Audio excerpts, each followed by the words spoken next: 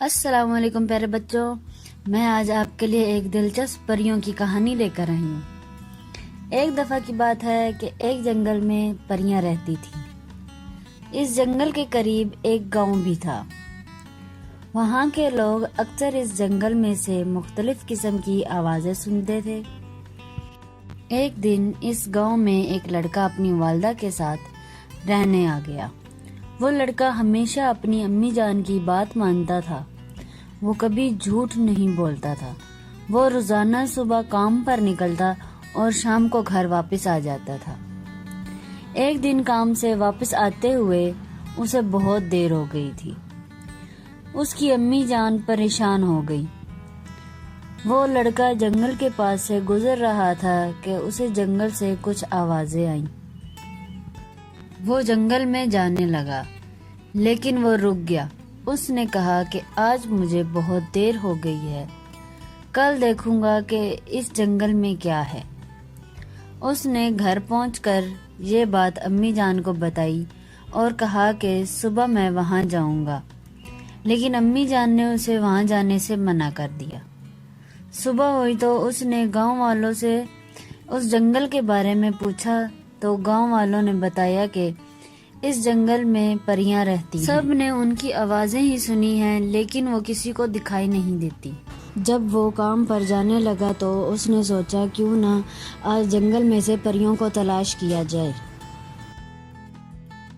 وہ جنگل کی گہرائی میں جا ہی رہا تھا کہ اسے ایک آواز سنائی دی۔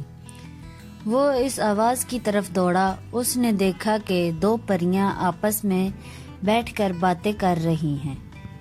جب وہ ان کے قریب گیا تو پریوں نے کہا کہ تم ہمیں دیکھ سکتے ہو؟ لڑکے نے کہا ہاں، میں تمہیں دیکھ سکتا ہوں۔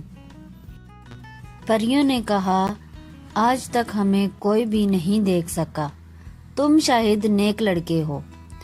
پریوں نے اسے اور دوسری پریوں سے ملوایا۔ اس نے اپنا کافی وقت پریوں کے ساتھ گزارا۔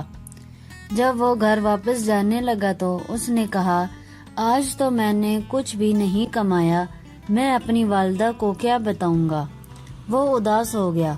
اس کی اداسی کو دیکھ کر پریوں نے اسے ایک جادوئی گھڑا دیا۔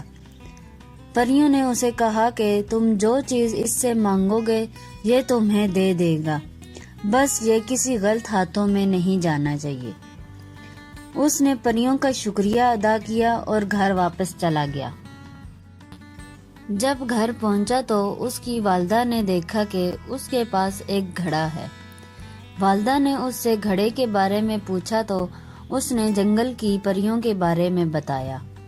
پھر امی جان نے اسے کہا کہ بیٹا، گھڑے کو غلط ہاتھوں میں نہ دینا۔ لڑکے نے اپنی امی جان کی بات مانی اور گاؤں والوں کو گھڑے کے بارے میں نہیں بتایا۔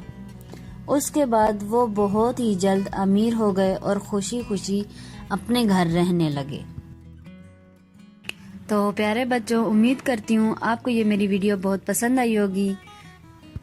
اگر آپ کو مزید ویڈیوز دیکھنی ہیں تو میرے چینل کو سبسکرائب کریں۔ اللہ حافظ۔